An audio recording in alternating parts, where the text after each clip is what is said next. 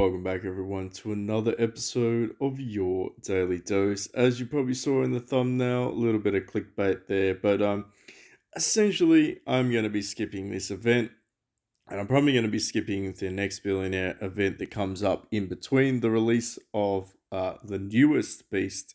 The newest beast should be in a Celebrate festival, probably next. I think it's even going to be the next event or the event after it because we are due an arms race in between. But basically, the newest monster is going to be released, and that is going to be, in my opinion, a solid game changer for Dynasty Scrolls Global. I'm going to delve into it in a little bit. Just to refresh everyone that is new and visiting to the game, and of course, maybe to the event, this could be your first event. The whole idea of this is to get on the leaderboard, is to acquire 600 points. The only way to acquire 600 points is to spend money or to hoard your currency, pretty much like every other event in the game. The only difference is, and I'm sure some people are familiar with it, with the limited heroes times event, is to decide between going for your legendary or your mythic. So legendary beast or mythic beasts, the rewards change because of course they get halved. Billionaire tokens are going to be used to exchange in the shop for your legendary and your mythic beasts. So just be aware, silver mices and billionaire tokens are the two main currencies for this event. All the additional ones can be exchanged into other things, but essentially speaking, your goal is to get 100 of these tokens in order to build one of these mythic monsters or these legendary monsters, depending on which ones you want to do. You need 100 silver myces to build a legendary monster, or you need 100 billionaire tokens to build a mythic monster. So with that out of the way, essentially speaking, if you are free to play and you want to maybe get on the leaderboard because nobody else is competing, it could be a good opportunity for you to snag those 150 tokens. If you're a pay to win, same thing. If you are looking to get on the leaderboard to snag those 150 tokens, if you do that, don't spend them. I know that's going to sound so weird to say, but in my opinion, there is a monster that is coming out that really does dwarf all the other ones in terms of viability. Kyrian is interesting, of course, being a little bit of a disappointment as the first Mystic Beast. Thunder Pony he does damage, but he's based on the enemies attacking your shield and bursting it. So realistically, he's just a reactionary monster, and he's not going to change the game for you at all. So the reality is, out of all the Mythic Beasts to date, what is going to be the best one, and why is PB saving? It is going to be for Pixu. So Pixu is the newest addition, the light monster that will be appearing in the next Celebrate Festival. And basically, Old Mate Pixu is a reactionary, very similar to Cyan Rook, but a little bit easier to proc. So when your hero's HP drops below 60% for the first time, essentially speaking, you attack the monster. Your monster does its attack, that's defense ignoring, very important. Attacks the front row, restores HP to all heroes. 6% of excessive healing is converted into shield. So if some of your heroes are already at max HP, you get a shield.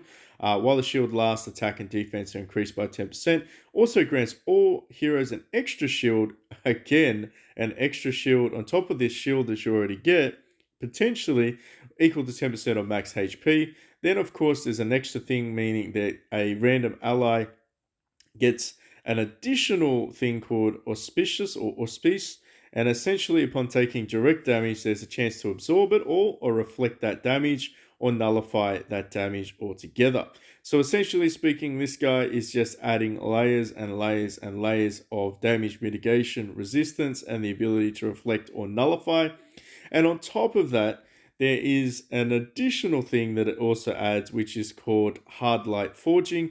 So essentially speaking, when casting a Divine Beast skill, and this could potentially be any of your divine skills. So any of your mythical monsters could essentially proc this, and I can't confirm it just yet. I don't know. I don't even know if the Chinese servers or the Korean servers will be able to proc it if you can't speak Chinese and see what it does. But basically, there is a slight chance that this is going to synergize with other mythic beasts. But even if it doesn't, it is a very interesting skill because it basically does one of two things. One of your allies gains Beast Blade for 2 rounds, and then as their HP drops, they get more damage. Also removes level 1 invincibility and level 1 gust. I don't even know what that means, but I'm assuming that means that the is a reactionary one. I'm going to assume that when we look at the little diagram when it does it, um, let's have a look to see. It's in the back row that it happens. You have to watch very carefully. It's these last two that gain it. It looks like a shielding mechanism, like an overskin of the actual avatar. I wish we could slow down this freaking animation, but that's probably not going to happen. But there is a lot going on. So it attacks the enemy. It does a layer of shield. It does a layer of healing. It does damage up, attack up. Then it does these two layers at the very back, which is called the Hell Forge, which is this one, Hard Light Forging. So it actually hits two at the back, which is very, very interesting. But essentially speaking, I think the more that they take damage, the more damage they do. So every time they lose percentage of HP, the more attack damage that they will get overall. So is this worth building? Yes, purely for the shielding alone is worth building, but the fact that you heal, you have a chance to mitigate or absorb damage, as well as doing the attack and defense buff, and on top of that, also having the ability to potentially damage stack with some of your lower HP heroes. Yeah, that monster is certainly something that is on top of my to-do list. So there's two options. Two options is you wait until the last minute, which I believe every single person normally does if they know the resets for their server time. I believe it's 2 a.m. in the morning for me for Chinese server. So Asian server, you have to figure that out. It's about 8 a.m. in the morning for me for EU, and it's about 2 p.m. in the afternoon for the American server. This is not going to be any relevance to you at all if you live unless you live in Australia. But for me, I already know my sets, so make sure you go and figure out your reset times. If you're curious about it, it's a little clock up here, a little clock over there, and of course it keeps counting up until it hits that magical 24 hours and then hits the reset button. But if you are able to get on the leaderboard, it may be entirely worth your while pushing. If you can't, just keep saving. But even if you do, I feel like saving those tokens is going to be far better for you to be able to max and get as many copies of course, the beast that you possibly can, because I didn't probably look at it enough, but my understanding is as he gets up and up and up and up, he actually starts to do some additional. So 1 star activated, 2 star activated last 2 rounds. What's he get at 3 star? Bigger attack, bigger HP, 80% excessive healing is converted. So higher ratio of healing conversion into shields, higher attack and defense buffs, extra shields of 15% max HP, which is huge. It's not huge, but it is. It's this monster is gonna make it exceptionally annoying to fight. If you don't have this monster, you're gonna have a hard time. You're gonna have a hard time chipping through a lot of your PvP opponents. Absorbs and reflects 40% of damage. Okay, let's see what it does at 7 star. 50% reflection. Final damage taken is reduced by 6%. Last two, whenever your hero loses 10% of HP in subsequent combat, the final damage taken is so even further damage reduction and mitigation. Okay, 120% of shield, 30% attack and defense buff. That's pretty big for 2 rounds for every shielded opponent. Grants extra shield with 20% of max HP applied. Yeah, I just feel like this is the cat that everybody wants to build. This is the cat that everyone wants to build, and then of course after that is going to be the bull, which sets the world on fire round one, I believe. He's going to be another one that a lot of Woo players are going to build. It's getting interesting. It's certainly getting interesting. Hopefully, this has made a little bit of a sense to some of the players that are out there. But me, I'm saving. I'm not going to be spending for a couple of events on Billionaire. If you like to see some pool videos, I think I've done like 50 or 60 Billionaire exclusive videos. Check those out. Jump into our Discord. They are all going to be listed in our Discord. Of course, say hello on Facebook or say hello in the chat section down below. I'm very curious to see what you are going to do. But to finish it off, we went ahead and we got Guan Yu. Um, we did not get Guan Yu. We got Zhang Fei. I kind of keep saying that. We got Zhang Fei, so that can only mean one thing. We're going to try and do a couple of tower pushes. We're probably not going to get very far because our level is too low, but that is okay. Let's see how far we can actually get.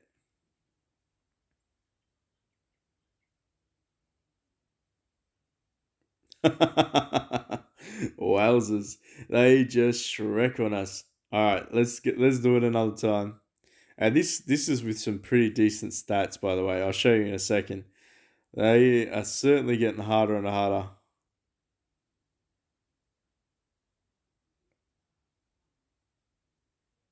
No, we can't even kill him. Oh man. Oh, that's anticlimactic. But that's fine. So even with some pretty insane crit strength, damage bonus at 250%, attack at nearly 300%, we can't really dent these guys. I feel like we're just too low. We're too low. We're too low on the totem pole at the moment.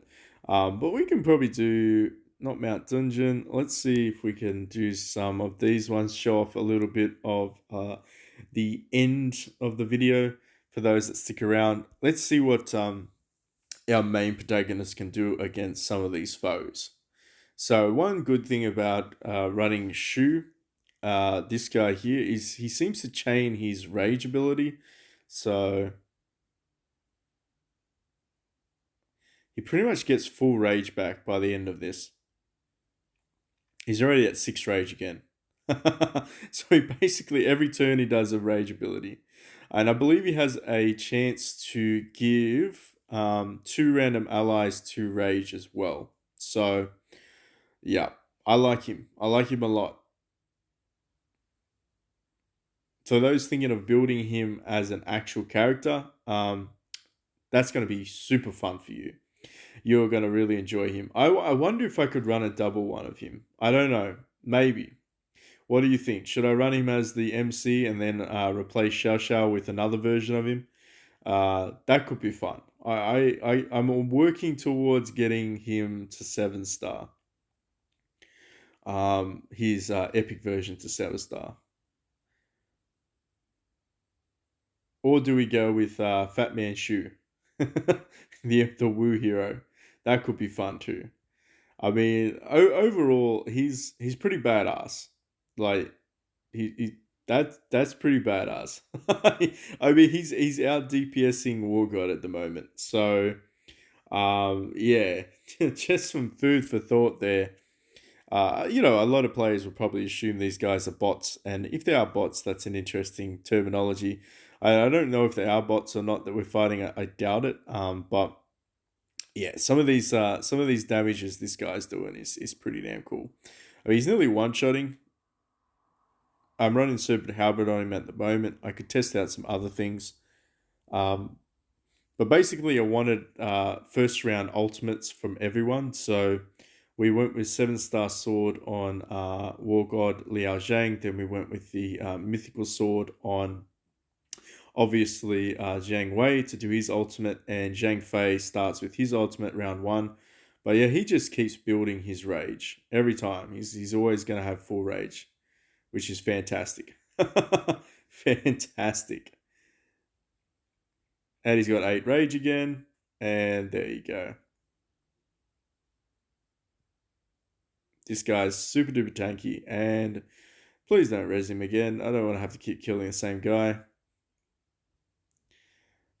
Let's see how he goes against Liu Bei. Let's see if we can one-shot him.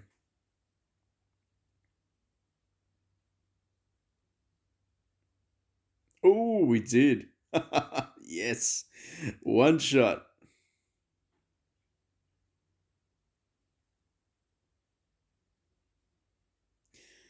And boom. And I think you should be able to kill him. Yeah, beautiful. So there you go. This guy, I'm absolutely enjoying playing him. This guy's stronger than us, by the way, so he's going to go round one. Let's see how we go against him.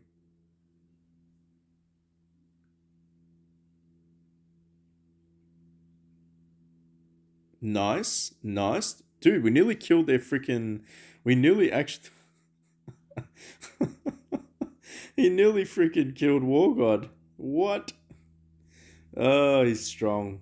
He is very strong indeed. Let's see if we can round one these guys.